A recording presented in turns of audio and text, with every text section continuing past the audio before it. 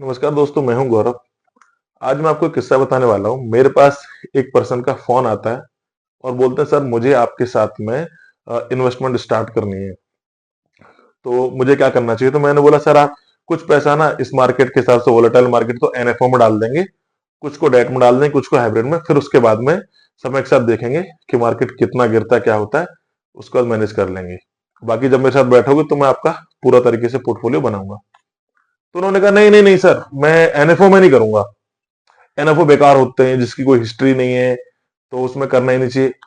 मैंने कहा, सर मैं म्यूचुअल फंड डिस्ट्रीब्यूटर हूँ और मैं इतने समय से एनएफओ भी देता आ रहा हूँ, म्यूचुअल फंड्स भी मैंने दिए हैं, मेरा एक्सपीरियंस बहुत अच्छा रहा। कह रहा, ना ना ना ना ना, मैं करूंगा ही नहीं सर, क्योंकि उसकी हिस्ट्री नहीं होती, ये नहीं होता, वो नहीं। तो मैंने कहा, सर आप क्यों ऐसा कह रहे हो? आपको किसने बोला कि वो बेकार होते हैं? कि नहीं सर, वो तो मैंने यूट्यूब पे देखा, यूट्यूबर्स बोलते हैं। मैंने कहा, यूट्यूबर्स बोलते हैं? तो फिर मैंने कुछ चीजें उनको बताई, और मैं चाहता हूं कि वो सारी चीजें पब्लिकली मैं आपको ही बताऊं कि एनएफओ क्यों अच्छे होते हैं। कोई भी यूट्यूब पे वीडियो नहीं मिलेगा जो एनएफओ के बारे में आपको सही से एक्सप्लेन करे। जो बातें हैं मिथ्या बातें हैं, किसी का कोई एक्सपीरियंस है नहीं एनएफओ को लेके, फिर वो बातें बोलते हैं। मैं आपको एक्सप्लेन करता हूँ कि मेरा एक्सपीरियंस एनएफओ के साथ क्यों हमेशा बेस्ट रहा है, और एनएफओ क्यों बेस्ट रहते हैं वोलेटाइल मार्केट के अंदर में। म्यूचुअल फंड में डायरेक्ट इन्वेस्ट अगर आपको करना है, मार्केट डाउन आती है जो भी है, कंफ्यूज है, तो एनएफओ चुन लो, हमेशा आपका एक्सपीरियंस बढ़िया रहने वाला है। एनएफओ क्या होता है? न्यू फंड ऑफरिंग बोलते हैं, यानी कोई भी म्यूचुअल फंड है, म्यूचुअल फंड हाउस को कोई नया फंड मार्केट में लेके आना है, तो वो एनएफओ के रूप में आएगा, न्यू फंड ऑफरिंग। 15 दिन का टाइम रहेगा, आप जो पैसा उनको दे दोगे वो पैसा ले लेंगे। 15 दिन के बाद वो क्या करेंगे, फिर आपके पैसे को मार्केट में इन्वेस्ट करेंगे और उसके ब्याह पर आपको एनएबी वो देंगे। तो एनएफओ में जितना भी आप पैसा डालोगे, 10 रुपए के हिसाब से एनएबी आपको मिलती है। कोई फर्क नहीं पड़ता एनएबी 10 रुपए की हो चाहे 100 रुपए की हो। पुराना म्यूचुअल फंड चलता रहा होगा, उसकी एनएबी हो सकता है 1000 रुपए की भी हो। तो आपको 10 रुपए की मिली है, और किसी दूसरे म्यूचुअल फंड की एनएबी अगर 1000 रुपए की, तो कोई फर्क नहीं पड़ता। अगर मान लो दूसरा वाला जो म्यूचुअल फंड है वो 10% बढ़ेगा, तो 1000 से वो 1100 हो जाएगा। और जो नया एनएफओ आया है, उसमें जब ग्रोथ होगी तो वो 10 से 11 रुपए हो जाएगा, यानी सेम बढ़ेंगे भी सेम परसेंटेज में, गिरेंगे भी सेम परसेंटेज में। तो बहुत सारे लोग ये कहते हैं कि एनएफओ में कभी इन्वेस्टमेंट नहीं करनी चाहिए, क्योंकि अगर आपको करनी है उस कैटेगरी में, तो पुराने म्यूचुअल फंड आप ले सकते हो। उसमें क्या है, उनकी हिस्ट्री होती है, उनका इन्वेस्टमेंट स्टाइल जो है फंड मैनेजर वो पता होता है। एनएफओ सिर्फ इसलिए दिया जाता है क्योंकि उसमें जो म्यूचुअल फंड डिस्ट्रीब्यूटर हैं, एजेंट हैं, है ना, बैंक में जो सेल्स पर्सन है, एडवाइजर है, उनका फायदा होता है। एक्सपेंस रेशियो बहुत ज्यादा होता है, इसलिए वो आपको जबरदस्ती चेप देते हैं, जबरदस्ती देते हैं।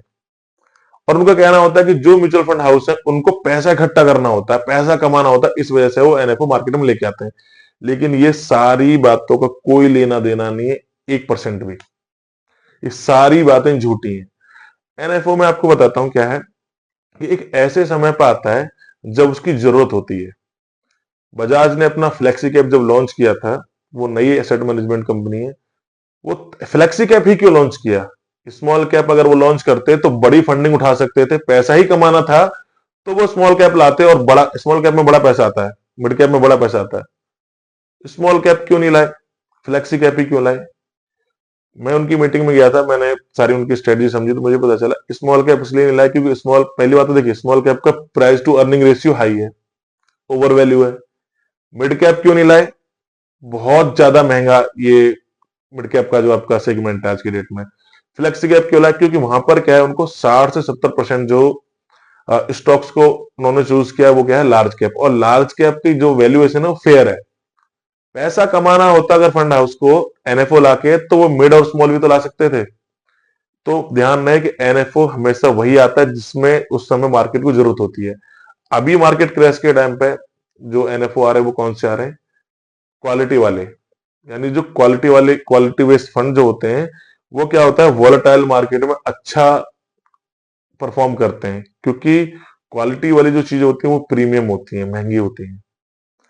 और जब मार्केट रिकवर करती है, तो वैल्यू बेस्ड जो म्यूचुअल फंड होते हैं, सॉरी, जो स्टॉक्स होते हैं वो परफॉर्म करते हैं, तो उस समय वैल्यू वाला जो एनएफ होगा वो कोई ना कोई एएमसी लॉन्च करती है सही समय पर, यानी कि ठीक है।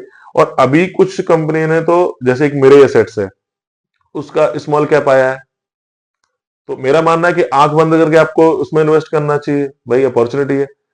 स्मॉल कैप ही क्यों है? क्योंकि अभी क्या है कि स्मॉल कैप बहुत ज्यादा गिरा है, तो उसकी वैल्यूएशन जो है धीरे धीरे फेयर होती जा रही है।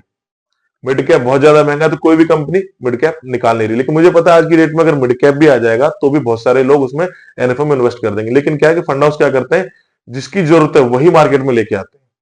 अब मैं आपको बताता हूँ कि एनएफओ क्यों बेस्ट हुआ। म्यूचुअल फंड में अभी मेरे एसेट्स का स्मॉल कैप आया, मैं क्यों रिकमेंड करता हूँ कि हाँ वो आज के मार्केट के हिसाब से सबसे बेस्ट है।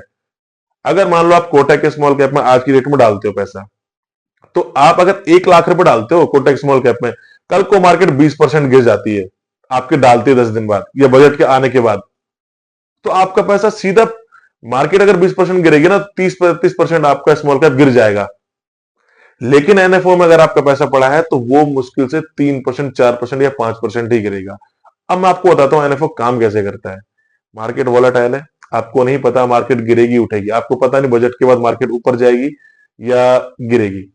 तो अभी मार्केट डाउन है, अपॉर्चुनिटी आप डर की वजह से ले नहीं पा रहे हो, इन्वेस्टमेंट कर ही नहीं पा रहे हो कि भाई अगर मान लो आप इन्वेस्ट नहीं कर रहे हो, अभी आप बजट का वेट कर रहे हो, बजट के आते मार्केट ऊपर चलेगी तो अपॉर्चुनिटी हाथ से गई। और मान लो अगर आपने आज इन्वेस्ट कर दिया ये सोच के कि भाई मार्केट डाउन है, इन्वेस्ट करना चाहिए, आपने कर दिया, और अगर मार्केट, अगर बजट में कुछ गलत चीज आ जाती है, कुछ ऐसे पॉलिसी आ जाती है जिसकी वजह से मार्केट डाउन हो जाए, तो आपका आज लगाया हुआ पैसा गिर गया, यानी टोटली आप कंफ्यूज हो, जो आपको पता ही नहीं कि क्या होने वाला है। तो ऐसी सिचुएशन में क्या करना है? हाँ, एक सिचुएशन और बनती है, आप कहोगे यार मैं तो एसआईपी कर दूंगा। तो सर पैसा तो बैंक में रखा है ना आपका, 2 लाख रुपए आपको डालना है मार्केट में, आज पैसा 2 लाख बैंक में रखा है, धीरे धीरे एसआईपी से डालोगे तो बैंक में तो कुछ बना है नहीं, तो आधा पैसा तो आपका यहीं घट गया। एनएफओ में क्या होता है कि आपका पैसा अगर आप 1 लाख रुपए लगाओगे आज मेरे एसेट्स के स्मॉल कैप में, तो वो आपके पैसे को एक बार में इन्वेस्ट नहीं करेंगे। वो पहले तो आपके पैसे को डेट में डालेंगे डे वन में ही। उसके बाद क्या करेंगे, उनके पास टाइम पीरियड होता है कि वो आपके पैसे को मैक्सिमम 90 दिन के अंदर एक्मुलेट करते हैं मार्केट के अंदर में। उनको लगता है कि यार 1 लाख रुपए यूजर का हमें मिला है एनएफओ के माध्यम से, बजट आने वाला है। उनकी रिसर्च टीम होती है, 100 लोग, 150 लोग, 200 लोग की रिसर्च एनालिस्ट की टीम होती है। वो लोग मिलकर क्या करते हैं, इन चीजों को खोजबीन करते हैं कि क्या पॉलिसी आने वाली है, क्या चेंजेस होने वाले हैं, बजट के बाद क्या चीजें होने वाली है ना। अगर यूएस में कोई प्रेसिडेंट बनना है तो क्या क्या पॉलिसी ला सकता है, उसने पहले क्या प्रॉमिस की, वो ये सारी चीज पहले ही देख लेते हैं। तो वो लोग क्या करेंगे, उन स्टॉक्स को अभी पिक कर लेंगे, कुछ को थोड़ा सा पैसा डाल देंगे उनमें जो उनको लगता है कि हाँ बजट के बाद ये स्टॉक भागेंगे। कुछ पैसा वो डेट में बचा के रखते हैं, उनको पता लगता है कि बजट के बाद में प्रॉब्लम हो सकती है या ये चीज सेक्टर गिरेगा गिरेगा, तो कुछ पैसा वो उस समय के लिए बचा के रख लेते हैं। तो यानी फंड मैनेजर को पता है कि बजट से पहले कितना पैसा इन्वेस्ट करना है, बजट के बाद कितना करना है, बजट अगर ऐसा आया तो क्या स्ट्रेटजी से पैसा इन्वेस्ट करना है, बजट अगर अच्छा आया तो किस स्ट्रेटजी से पैसा इन्वेस्ट करना है। ये तो है ही बहुत अच्छी चीज कि आपका पैसा अगर आज स्मॉल कैप में किसी में डालते हो एग्जिस्टिंग म्यूचुअल फंड में, तो वो तुरंत फंड मैनेजर को सारा पैसा इन्वेस्ट करना पड़ेगा डे वन में। बट एनएफओ में क्या है कि 90 दिन का टाइम है उसके पास में, सोचने के लिए, समझने के लिए, आपके पैसे को इन्वेस्ट करने के लिए, एक अपॉर्चुनिटी देखने के लिए। 90 दिन में बहुत सारी अपॉर्चुनिटी मिलती है, तो एनएफओ के पास बहुत टाइम होता है 90 दिन का।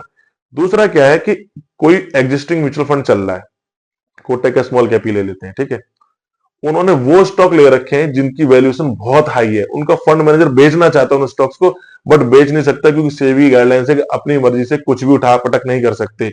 अगर कोई रिडीम करेगा उसी सिचुएशन में वो उसको बेच सकते हैं। आपको पता है डिपॉजिट ज्यादा आता है, विड्रॉल कम आते हैं म्यूचुअल फंड के अंदर। तो फंड मैनेजर की मजबूरी है कि वो जो उसको स्टॉक्स को पहले लिए थे और आज उसको पसंद भी नहीं और आगे वो ग्रोथ देने वाले नहीं, उनको बेच नहीं सकता। बट एनएफओ में क्या है कि फ्रेश स्टॉक्स खरीदने का उनको मौका मिलता है फंड मैनेजर को। वो आज की सिचुएशन के हिसाब से देखते हैं कि आने वाले टाइम में ये पॉलिसी चेंज हो सकती है, तो हमें इस सेक्टर में पैसा ज्यादा इन्वेस्ट करना है। वो आज से लेके अगले 10-15 साल को लेके वो स्टॉक्स को पिक करते हैं, और वो देखते हैं कि जो जिन स्टॉक्स की वैल्यूएशन बहुत कम है, जो बहुत सस्ते हैं, जिनका पी रेशियो कम है, उनमें इन्वेस्टमेंट करते हैं। महंगा क्यों ही खरीदेंगे आज जब उनको फ्रेश अपॉर्चुनिटी मिल रही है। तो एनएफओ के अपने फायदे। अगर आपको वॉलेटाइल मार्केट में कुछ समझ में नहीं आता है तो सीधा आप एनएफओ में डाल दो पैसा। आपका पैसा, मैं आपको बताता हूँ, वाइटोक के जितने भी एनएफओ आए सब में मैंने भर भर के इन्वेस्टमेंट करे। मैंने लमसम डालना है, आंख बंद करके इसमें करो, कोई टेंशन ही नहीं है। मार्केट गिर रही है 5%, वो गिर रहा है आधा परसेंट, मार्केट उठ रही है, अच्छा रिटर्न आ रहा है। तो मैं आपको बताऊं, वाइटोक की न्यू एएमसी है, और मल्टीनेशनल है, बाहर भी इनके ऑपरेशन चलते हैं। पीएमएस में इंडिया में बहुत समय से है। जितने भी उन्होंने अपने म्यूचुअल फंड लॉन्च किए इंडिया के अंदर, लगभग सभी सभी म्यूचुअल फंड्स में 6%, 7%, 8%, 9% तक का अल्फा जनरेट करके दिया है बेंचमार्क से ऊपर। तो कौन कहता है कि बैंक के एनएफओ के रिटर्न बेकार होते हैं, या एक्सपेंस रेशियो हाई है तो भी उसके बावजूद भी अल्फा जनरेट करके दिया। अच्छे अच्छे एग्जिस्टिंग म्यूचुअल फंड तो बेंचमार्क को भी बीट नहीं कर पा रहे हैं। बजाज फ्लेक्सी कैप का आया, बेंचमार्क को बीट किया। मोतीलाल ओसवाल का म्यूचुअल फंड आया, स्मॉल कैप एनएफओ आया, उसने स्मॉल कैप का जो 250 इंडेक्स है उसके बेंचमार्क को उसने बीट किया। कौन सा एनएफओ जिसकी परफॉर्मेंस खराब हुई? और एक्सपेंस रेशियो की चलो बात कर लेते हैं। मैं आपको बता देता हूं, एक्सपेंस रेशियो का रिटर्न से कोई लेना देना नहीं है। मैं आपको ऐसे ऐसे म्यूचुअल फंड्स दिखा दूंगा जिसका एक्सपेंस रेशियो 2% है, रिटर्न निकाला 30% का। और एक ऐसा म्यूचुअल फंड दिखाऊंगा जिसका एक्सपेंस रेशियो 0.4 0.3 है, रिटर्न निकाला 18% का। 12% का 10% का अंतर क्यों आ रहा है? एक्सपेंस रेशियो ज्यादा जिसका है वो रिटर्न ज्यादा निकाल लें। ऐसा क्यों हो रहा है? मैं आपको बता देता हूं, एक्सपेंस रेशियो का रिटर्न से कोई लेना देना नहीं। बहुत सारा आप खुद रिसर्च कर लो कि बहुत सारे म्यूचुअल फंड ऐसे होंगे जिनका एक्सपेंस रेशियो कम है, वो फिर भी कम रिटर्न निकाले। जिनका ज्यादा है वो बेंचमार्क को भी क्रॉस कर रहे हैं और अल्फा भी जनरेट कर रहे हैं। ये सब चीजें आपको देखने के लिए मिल जाएंगी एनएफओ में। मेरा एक्सपीरियंस एनएफओ को लेकर हमेशा अच्छा रहा है।